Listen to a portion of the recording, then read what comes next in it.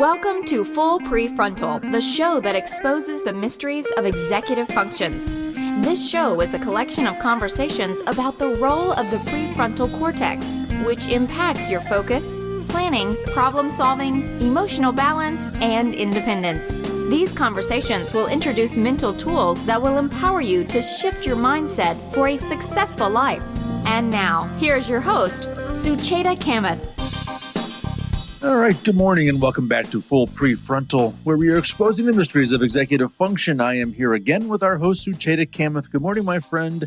Today is your second conversation with Dr. Sam Goldstein. Very much looking forward to it. Learned an awful lot last week. But you're going to lead us off by talking about this idea of child labor and employing children for money.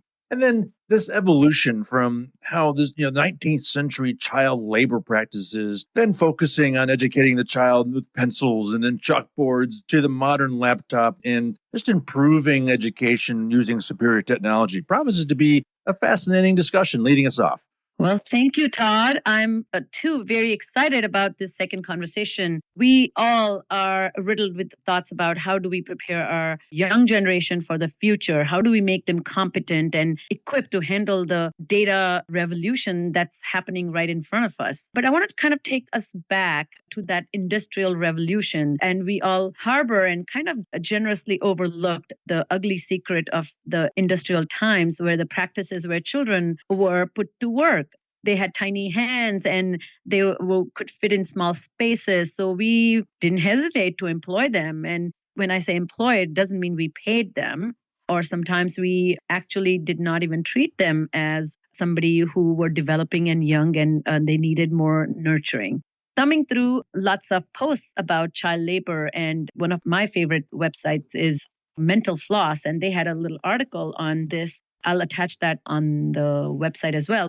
I came across quite frightening pictures of children at work in early 19th century. The work conditions were dangerous, unsafe, unsanitary. Children were not given any breaks, and they were doing work beyond their capacity or skill. Now, when you hear a child in Bangladesh is, making your hats, and we are furious and we are marching on Washington Mall, but that was not the case 100 years ago. There was a picture of a boy who lost his leg at age 11 when he worked as a trapper, and he got stuck between two cars. And a funny story, sad story, but it was determined by the employer it was the boy's fault. And so they did not offer him any compensation. There was another picture of a family of harvesters. Where the child would start picking fruits when she or he would be as young as 3. There was also a picture of a child with any footwear or really in a very shabby condition, kid as young as 5 who was running barefoot and stomp oysters so they could be cracked open. There was a wonderful picture where a little girl is carrying a basket with cranberries and her father yelled at her for stopping for that picture to be taken. So what I'm trying to say is we come from that history. And now here we are appalled and we sigh with amusement if there is any mention that children need to do anything but learn. But we are struggling. We are trying to find this balance. How do we educate our children? Not only that we don't subject them to this kind of cruelty, but we are struggling to find out what do we do with them? How do we get them engaged and maintain their love of learning? There was no concept of love of learning, let me tell you that, before, 100 years ago.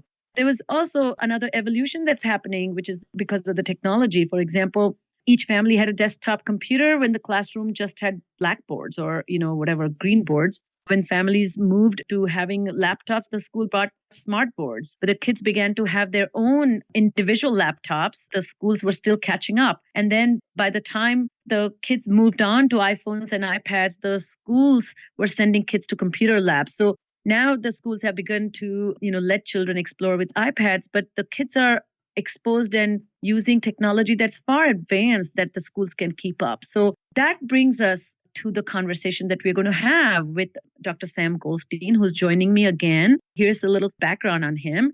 He is an adjunct assistant professor at the University of Utah School of Medicine.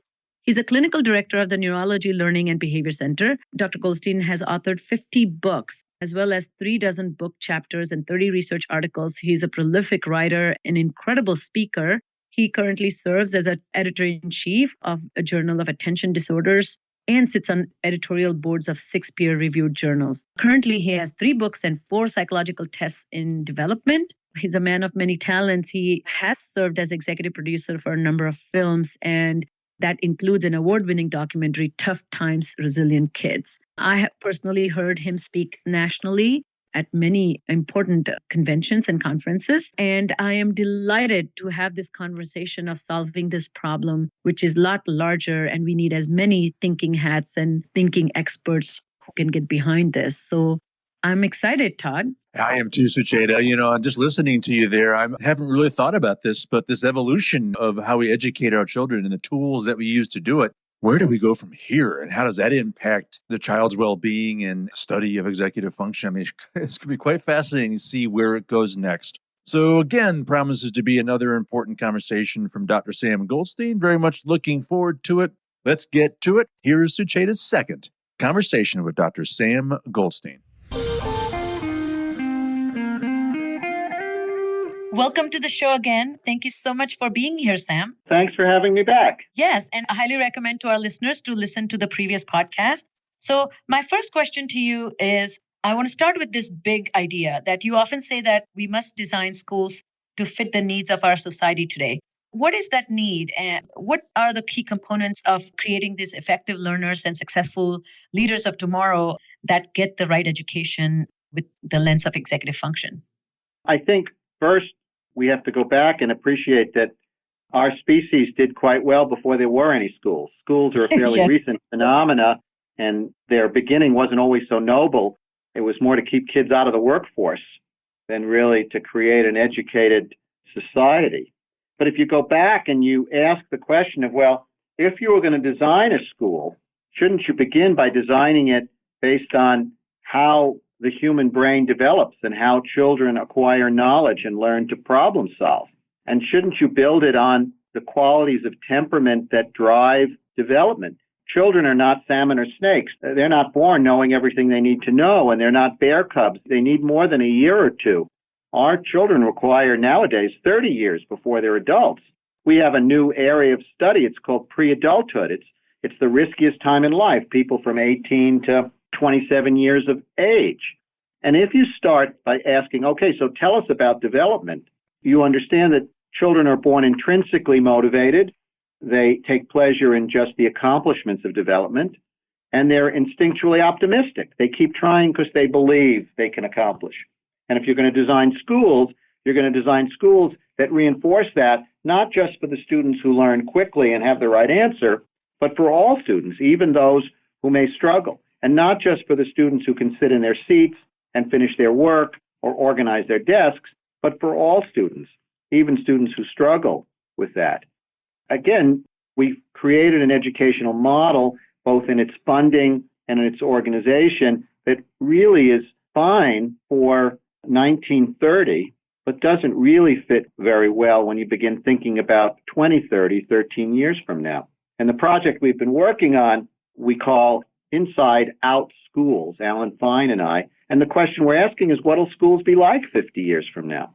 We call it Inside Out because we want to turn the school inside out in the sense that we see teachers in the future as engagement coaches whose job it is to find ways to help children engage and do most of the learning on their own. And I don't mean sitting in front of a computer in a homeschool, but to look at each student and how they acquire knowledge and to appreciate if they know but don't do, why they're inefficient, and to provide experiences that both enhance their development of executive function, meaning improve their ability to work with memory or organize or plan or strategize, and also to create what we call prostheses, meaning if you're not very good at organization, let me provide you with instruction and some kind of a device that helps you organize. While we haven't had good transfer, for example, in trying to teach kids to pay attention, having them sit in front of a computer and play a game and then hope they pay attention better in class, we've had very good transfer when we provide children with strategies to enhance their attention on their own in the classroom. And so, again, I see executive functioning as comprised of a set of behaviors that bridge the gap between what you know and how effectively you do what you know. And in the end point, last thing I'll say is that when children transition into adulthood, no one asks them their worst subject or their most annoying behavior. The fact of the matter is that no one cares. And when you transition into adulthood, it's your assets and the efficiency with which you can go about applying those assets and problem solving in everyday life that's really going to predict your future in a positive way. Tell us a little bit about places where you have implemented this Inside Out School project. And that also sounds like you need teachers with a different mindset to be part of this process of becoming these engagement coaches. Right. I wish I could tell you that we've implemented it. We have not yet. We're still talking about it. But you're right. It is a shift from teachers perceiving themselves as a repository of information that they dump onto students versus, again, we call them engagement coaches.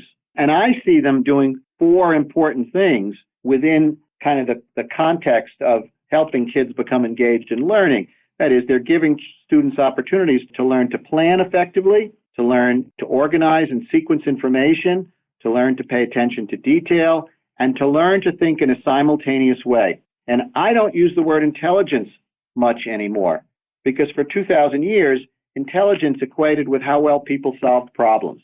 Didn't matter whether you went to school or not.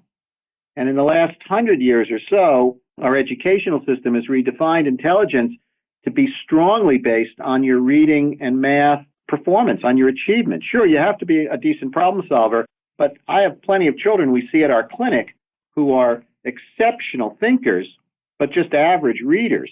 And they don't qualify for the gifted program. And I would argue that if you look at people out in the world today making important contributions, they're not necessarily the best readers, they're the best thinkers. So that last area I call simultaneous. It means seeing how all the variables fit together at the same time and working with them.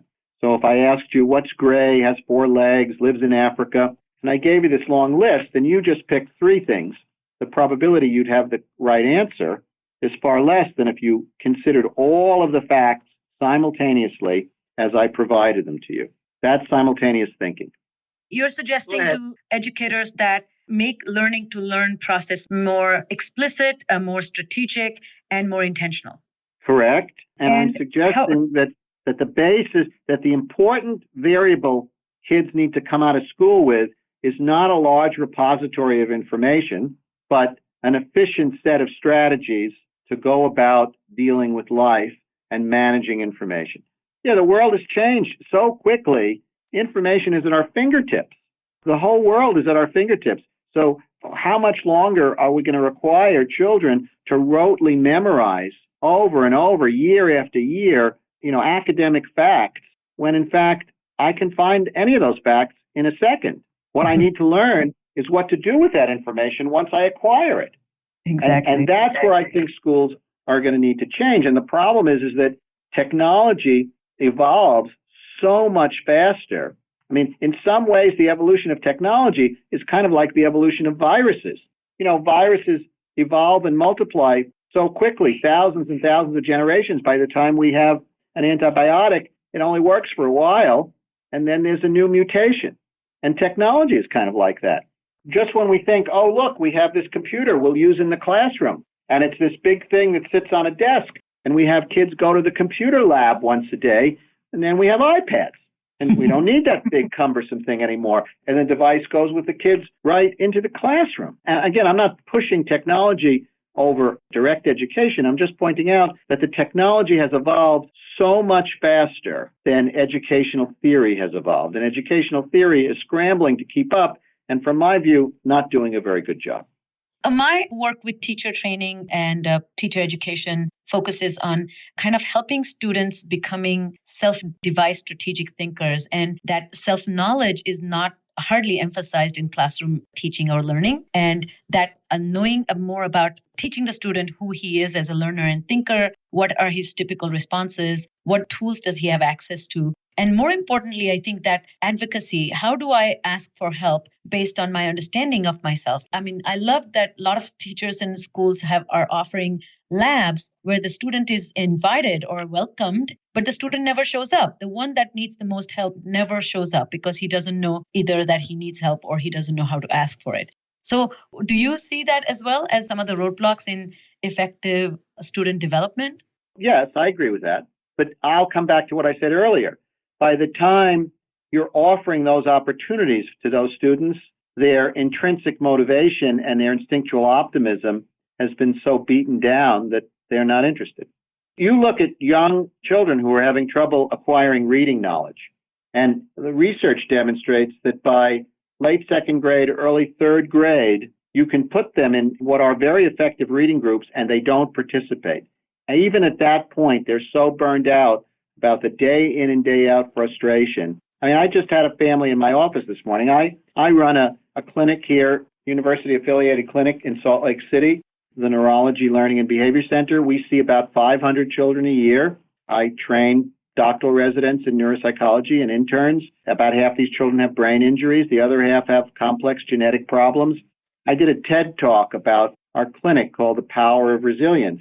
It's a stop of last resort. No one really wants their kid to end up having to come here. But just this morning, in talking to these parents of this 7-year-old, he loves books and he likes having a lot of books. He loves the idea of having these books, but he tells his mother it's just too hard to read them. And he's 7, and he does have a reading disability. But it's so interesting that he likes the concept of having information in this volume. I once had a child tell me that books are like prisons. And when I asked him why, he said, well, people put words in them. And when you read those words, you free them. You free them from the book. It was wonderful. That's wonderful. Yeah, it was a very bright young teen who told me that. Again, I think that we have to start before they get to school. We have to think about how are we going to nurture their instinctual optimism and their intrinsic motivation. And I'm not saying that everybody has to go to preschool. I'm just pointing out that we can do a better job of triaging kids as they come into school to figure out where they're strong and how we supplement that, and where they're weak and how we support that. Yeah, it's very disheartening to me. I was reading last night as I was preparing for this, an article in AJC, which is our local newspaper, about one of the county schools where kindergarten expulsions or suspensions. If you look at the rate, more than 100 kids each year are expelled from kindergarten. And if you look at all those behaviors, there's a basically difficulty with impulse control and difficulty understanding how to follow a classroom protocol. And instead of kind of compassionately taking a look at why they don't have these abilities, they're punished, and punishment never leads to developing skills. If anything, as you said, it'll suck away their entire sense of resilience or a desire for, optimistically engage. What do you think then the ideal classroom look like, or what are the strategic instructions that teachers can provide to improve the quality of student engagement or even success in developing these learning to learn skills? It takes more brain cells firing to sit still than to move. Human beings are programmed to keep moving.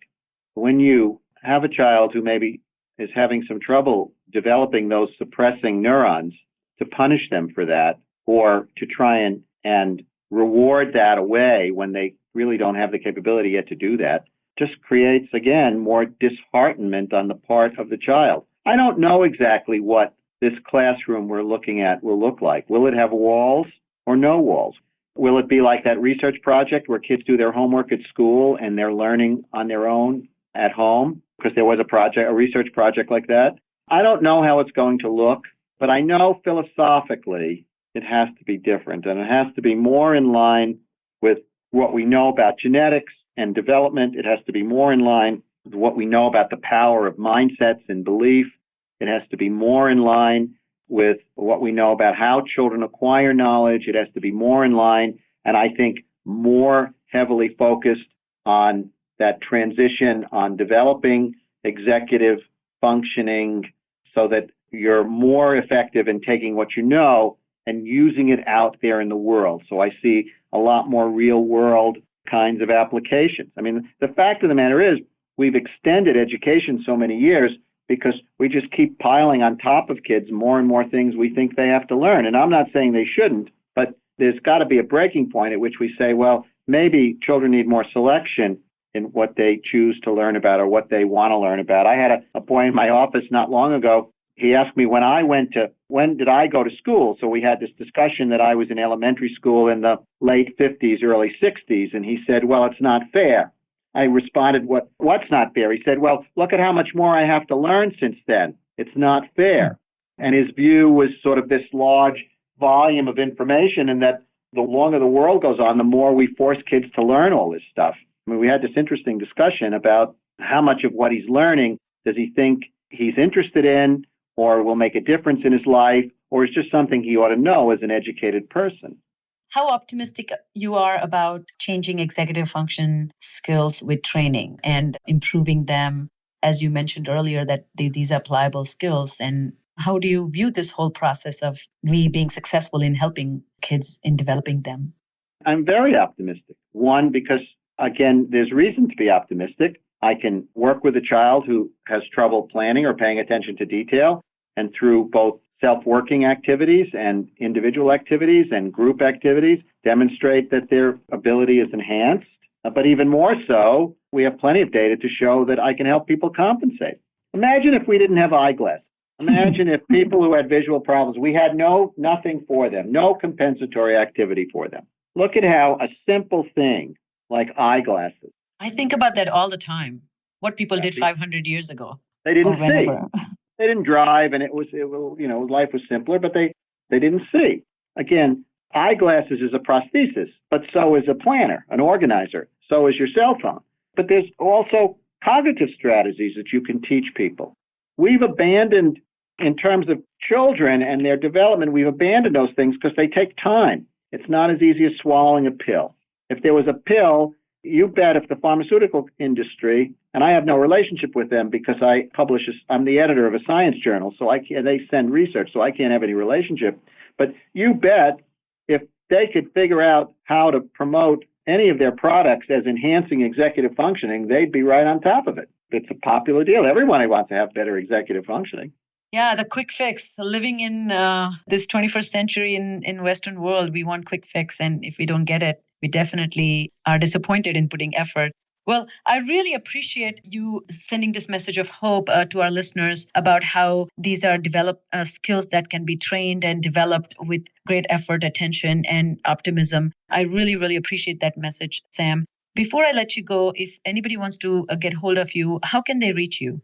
They can reach me on my website, samgoldstein.com, or the email, info@samgoldstein.com. Or they can check out our clinic here in Salt Lake City, the Neurology Learning and Behavior Center. They can watch my TED Talk, which I thought was going to go viral, but a lot of people have watched it, but it didn't make me a star. It is viral. You have like 90,000 views. That's a superstar in my eyes. So too do those kids with the fidgets.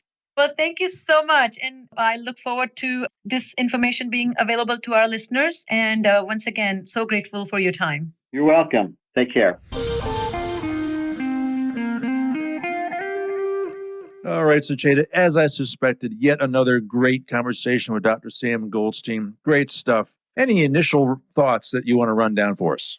Absolutely. The first takeaway for me that educating children through schooling is a modern phenomenon. I kind of led our podcast with that, but not until last 100, 150 years, we began to send them to school. And in spite of that, the kids for generations have been fine. And growing up has never been interrupted because of not being schooled formally. And so this reminds me of the work by the Princeton sociologist, Viviana Zelizer, who has written a wonderful book. I will also attach that link here, but who writes about a massive shift in post-industrial modern society where children stop being the object of utility, where, as you know, I mentioned they were part of American labor force, and moved into a status of value, or she calls it the object of sentiment. Zelzer's on-point observation of how children who were once bringing in money became economically useless and emotionally priceless. With that, we have begun to ponder what to do with these children who were sitting home. They were not working, who needed to be kept occupied and coached and trained, I guess. And so That's where the education debate came on board, and the entire country began to sort out through these processes. And here we are still trying to figure it out. Well, thinking about the modern educator, I mean, they have a lot of challenges and they're facing many, many dilemmas. But to truly help executive function emerge, they really need to do something very specific or it won't work, right? Partly, I think nobody ever had the term executive function. It's a very modern term. We just called it street smarts, or, you will do well if you know what you're supposed to do. And it's our observation that sometimes if children are not doing that, maybe there is a serious problem in learning. So that connection is recent, but the phenomenon is not. There are two most important concerns educators are facing, if you ask me. One is, how do we teach students to manage information? And second is, how do we teach students to manage learning? Each and every child, no matter how he learns, we need to answer those two questions. So let's start with the first concern. Well-prepared and thoughtful teachers are bringing forth new, modern, and evolved ideas, as well as up-to-date content. But the content may not be new or can be unlocked, so to speak, by the teacher for the student. But kids are growing up in this information age who can access that unlocked or locked information through various sources on their own. So I wonder if teachers need to serve more like an art curator and help connect ideas to relevance. The way I see is that the bigger responsibility that has landed on teachers' lap is to know and figure out how they make students self-sufficient so the student themselves can curate the information, particularly while they are standing in the midst of ongoing onslaught of information, and do that for themselves. Just as data scientists, engineers, and developers or entrepreneurs in the digital space are trying to figure out how to sort, analyze big data to determine trends, the 21st century students need to get out of their education is this particular set of skills, the skills to manage a big data of learning and competently sort, analyze information, and look for patterns and figure out ways to apply that learning to personally relevant direction. That is what is going to let our children thrive in digital innovation, the way I see it. Now, to quickly talk about the second concern, which is, how do we teach students to manage learning when each and every child may or may not be learning the same identical way? So the educators need to develop discernment to distinguish between teaching and helping. That's another area that's lacking, if you ask me. A struggling student may get verbal guidance rather than experience in self-directed problem solving. And there's a temptation to be reactive rather than proactive, only attacking the problems as they occur at a very superficial level. So make it very clear for us, what should educators focus on while they're helping prepare students for tomorrow? Well, as Dr. Goldstein talked about, strategic teaching can be effective in helping develop tomorrow's leaders. They can take charge of their learning. There are several benefits to creating strategy-centered learners, and research shows that very clearly. For example, students develop a sense of power over their learning environment and begin to trust their own judgment regarding learning. Students become more responsible. Students know there is more than one way of doing things, and they begin to explore those multiple ways. They also acknowledge their mistakes readily and show willingness to rectify them. Students develop tools to evaluate their own products and their behaviors. So what's the product? A paper you write. What's a product? A test you take. So we need students to go back and look at the feedback the teacher gives. And that readiness may come from this strategic thinking. Work completion and accuracy improves when we begin to support them strategically. And students begin to learn how to personalize their approach to studying process, and they become successful risk takers. So that's what is going to make a student succeed and withstand the pressures of the future, if you ask me. Thank you for sharing that. Any final thoughts, Sucheta? Yes, as we close this interview, this is such a powerful conversation. This is one of my favorite conversations, and I just love Dr. Goldstein's work. And if executive function is the bridge that connects what you know to how you do what you know, then there is certainly a gap in education. And based on these conversations, I hope listeners can begin to notice that we need to kind of go in this direction of investigative thought process. Number one, are classrooms promoting everyday problem solving? Number two, does the instruction include how to do that, and not because of what they are learning, but because how they learn to learn is integral part of their executive function development? And the third is, are students being coached not just because they are required, but eventually they will be managing themselves? So we need to apply our collective wisdom and sharpen executive function acumen of our own to shift our approach in education. Much to think about here. Great stuff. All right. Well, that's it for today's episode. On behalf of our host, Sucheta Kamath, and all of us at Cerebral Matters, thank you for listening today, and we look very much forward to seeing you again next week on Full Prefrontal. Thank you for listening to Full Prefrontal, Exposing the Mysteries of Executive Functions. To contact our host, Sucheta Kamath, and learn more about her work on improving executive functions, visit her website at cerebralmatters.com. That's cerebralmatters.com. Tune in next week for the next informative episode of Full Prefrontal.